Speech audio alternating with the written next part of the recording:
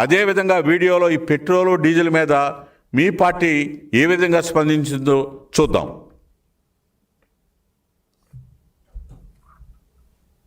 Petrol బంకుల దగ్గర diesel బంకుల దగ్గర నిరసన చేస్తాడంట. పెట్రోల్ డీజిల్ ధరలు ఒక రాష్ట్ర ముఖ్యమంత్రి తగ్గిస్తాడా? డీజిల్ పెట్రోల్ ధర ప్రధానమంత్రి తగ్గించాలి, కేంద్ర ప్రభుత్వం తగ్గించాలి.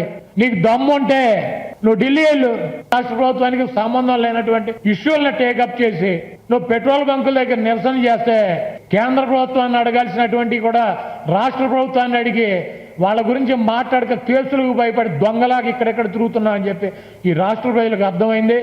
ఎటువంటి అబద్ధాలు చెప్పినా కూడా ప్రజలు అప్రమత్తంగా ఉన్నారు.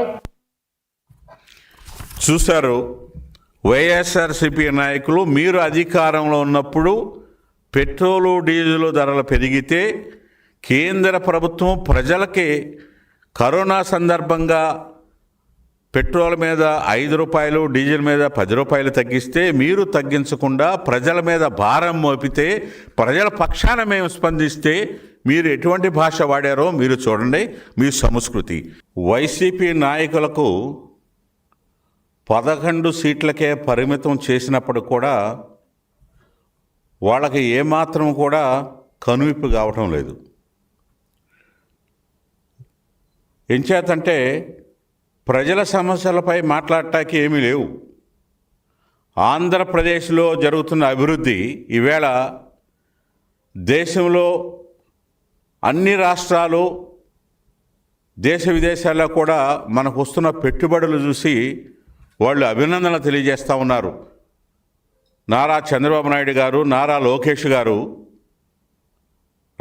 దేశంలో నలుమూలలకి, విదేశాలకి వెళ్ళి పెట్టుబడులు ఏ విధంగా తీసుకొస్తున్నారో చూస్తూనే ఉన్నారు రాష్ట్ర ప్రజలు. ఇది చూసిన తర్వాత కూడా అంటే ప్రజలు మన రాష్ట్రంలో ఏ సమస్యల మీద మాట్లాడడానికి వాళ్ళకు వంక లేదు కాబట్టి ఈవేళ పశ్చిమాసియాలో జరుగుతున్న ఉద్రిక్త వల్ల కేంద్ర ప్రభుత్వము 3 రూపాయలు పెట్రోల్పై పెంచితే దాని మీద అలవలో చిలవలో దుష్ప్రచారం చేయటం మొదలుపెట్టారు. నేను ఒక్కటే వైఎస్ఆర్సీపీ నాయకులను ప్రశ్నిస్తున్నా. మీరు పరిపాలన చేసిన 5 సంవత్సరాలలో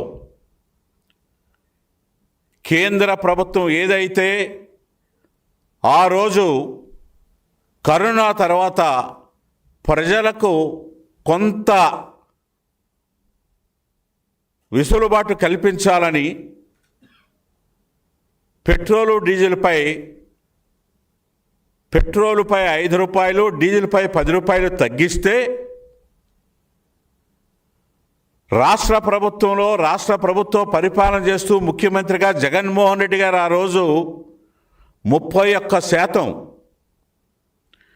అంటే భారతదేశంలో అన్ని రాష్ట్రాలు తగ్గిస్తే మీరు తగ్గించకుండా ప్రజలపై భారం మోపిన వైఎస్ఆర్సీపీ నాయకులు ఆ రోజు డీజిల్, పెట్రోల్ కొనాలంటే పక్క రాష్ట్రాలకు వెళ్ళి డీజిల్ కొట్టించుకునే పరిస్థితి మీ యొక్క పరిపాలన ఉందో జగన్మోహన్ రెడ్డి మర్చిపోయారా?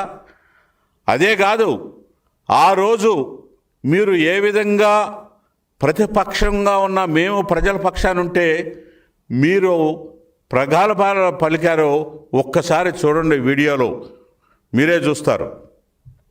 115, 16, 17 రూపాయల దాకా పెట్రోల్ని తీసుకెళ్లినటువంటి గనులు ఇవాళ వారు రోడ్ల మీదకు వస్తాం, ఆంధ్రప్రదేశ్ ప్రభుత్వం తగ్గించుకోవాలి రేటు అని చెప్పని ఉత్తర కుమార ప్రగల్భాలు పలకటం చూస్తుంటే అసలు రాజకీయ నాయకులకి మీకు నిజంగా నిజాయితీ ఉంటే, మీలో రాజకీయ నిబద్ధత ఉంటే నార్త్ బ్లాక్ దగ్గరికి వెళ్ళి పార్లమెంట్ ముందుకెళ్ళి ధర్నా చేయండి, అక్కడ మైకి పెట్టి వినిపించండి, మరొక 20-25 రూపాయలు తగ్గించమని చెప్పనే అడగండి, మోడీ గారిని అడగండి.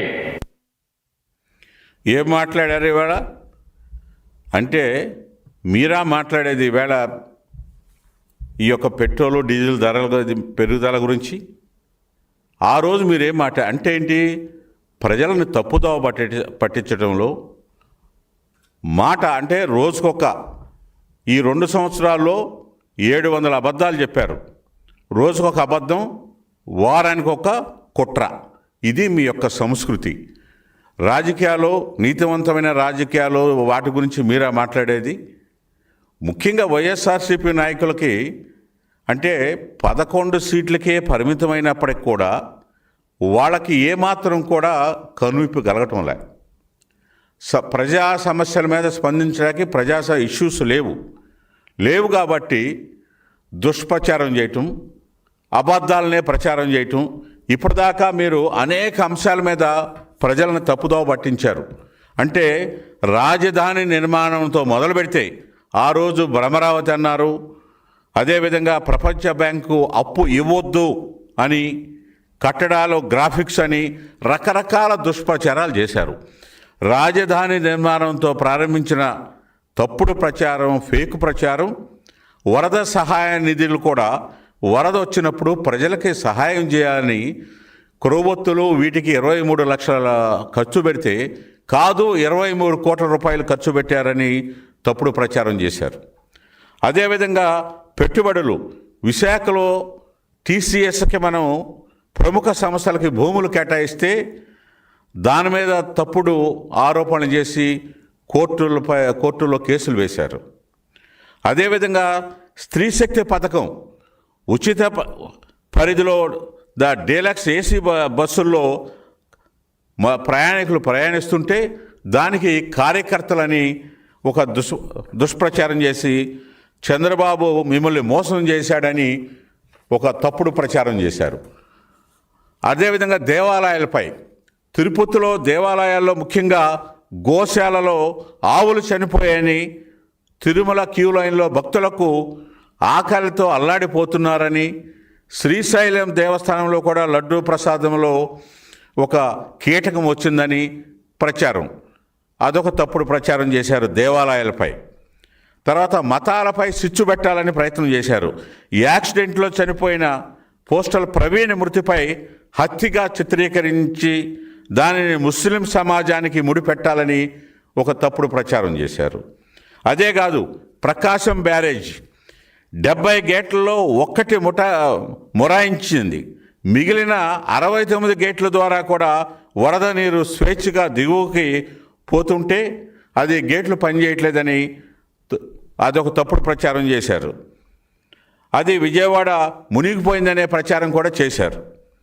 అదేవిధంగా టీడీడీ చైర్మన్ క్రిస్టియన్ అంటూ అదొక దుష్ప్రచారం చేశారు. ఇక ఎన్నికల సమయంలో ముఖ్యంగా మన బై ఎలక్షన్ జరిగితే ఒంటిమిట్ట, పులివెందుల జడ్పీటీసీ ఎన్నికల్లో రిగ్గింగ్ జరిగిందని, దేశంలో ఎక్కడా కూడా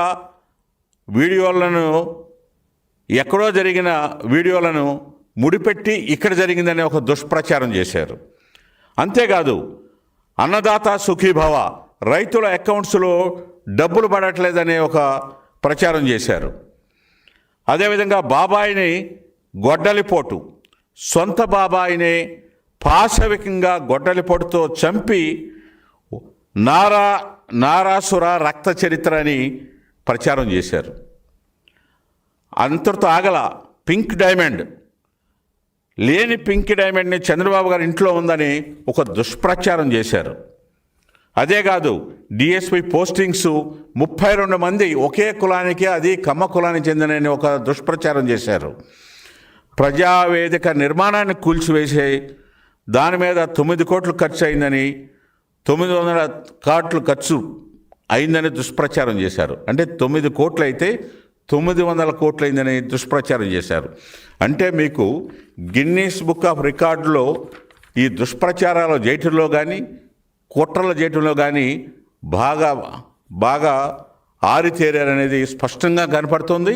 మరొక్కసారి ఈవేళ మన ప్రధానమంత్రి గారు పశ్చిమాసియాలో ఉన్న పరిస్థితులను అర్థం చేసుకుని ఖర్చులు తగ్గించుకోండి, పెట్రోలు డీజిల్ మీద కూడా భారం పడింది కాబట్టి వారు పిలుపు మేరకు రాష్ట్ర ముఖ్యమంత్రి గారు కూడా మన రాష్ట్రంలో కూడా ఖర్చులు తగ్గిస్తూ ఉంటే వారి వాహనాల సంఖ్య కానీ, ముఖ్యమంత్రి గారు Z+ ఉన్న లోకేష్ గారి వాహనాలు కానీ, మా మంత్రులు కానీ, అధికారులు కానీ మా వాళ్ళంతా ఖర్చులు తగ్గించుకొని పొదుపు మీకోసమే, ప్రజల కోసమే, అంటే మీకు దేశభక్తి లేదు, రాష్ట్రభక్తి లేదు, పరిపాలన మీద అవగాహన లేదు, ఖర్చులు అంటే తెలీదు, నోటికి ఏదొస్తే అది మాట్లాడటమే మీ సంస్కృతే. కానీ ఏమాత్రం కూడా చేస్తున్న ప్రభుత్వాన్ని, కేంద్ర ప్రభుత్వాన్ని లేదా మనం తీసుకునే నిర్ణయాలని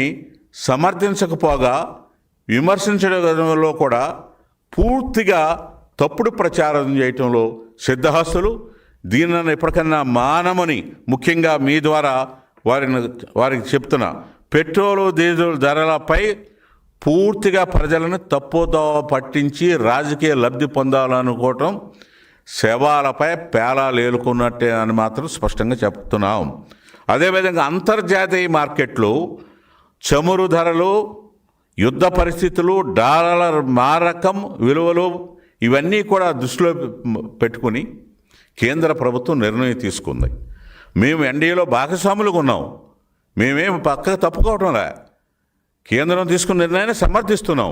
ప్రధానమంత్రి గారు ఖర్చులు తగ్గించుకోమంటే మొట్టమొదట ఏ రాష్ట్ర ముఖ్యమంత్రి ముందుకు రాకపోయినా మన రాష్ట్ర ముఖ్యమంత్రి ముందుకొచ్చి నిర్ణయం తీసుకుని ఈవేళ ఖర్చులు తగ్గించుకునే పొదుపు ఏ విధంగా చేపట్టాలి అని ప్రజలకు పిలిపించారు. దాన్ని అమలుపరచడంలో ముందున్నారు. ఇక అధికారం రాగానే పెట్రోల్ వాళ్ళు మరి ఏ విధంగా చేశారో వారికి అన్ని సీట్లు ఇచ్చిన వైఎస్ఆర్సీపీ రాష్ట్ర ప్రజలు కూడా గమనించారు. అందువల్ల మీకు 11 సీట్లకే పరిమితం చేశారు. అయినా కూడా మీకు ఏమాత్రం కూడా కనువిప్పు కరగటలేదు. అదేవిధంగా ప్రజలలో ఉండి ప్రజలతో మమేకమై ప్రజలకు ఏ విధంగా సౌకర్యం కలిగించాలి, ఏ విధంగా వాళ్ళకి సహకరించాలి అలాంటి అంశాలు మానేసి ప్రతిపక్షం అంటే వైఎస్ఆర్సీపీ నాయకులు అంశాలు ఏమీ లేవు కాబట్టి తెలుగుదేశం ప్రభుత్వంలో కానీ ప్రభుత్వం చేస్తున్న పనితీరు మీద ఎక్కడా ఏమాత్రం కూడా లోటు కనపడట్లేదు కాబట్టి తప్పుడు ప్రచారాలు చేస్తూ కుట్రలు బన్నుతూ మాత్రమే కాలయాపన చేస్తున్నారు.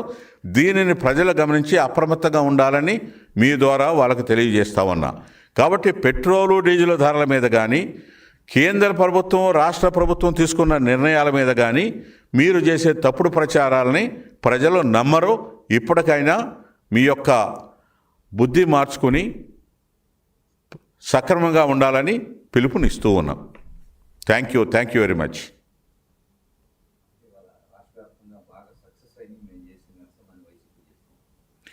ఏమి సక్సెస్ అయిందండి?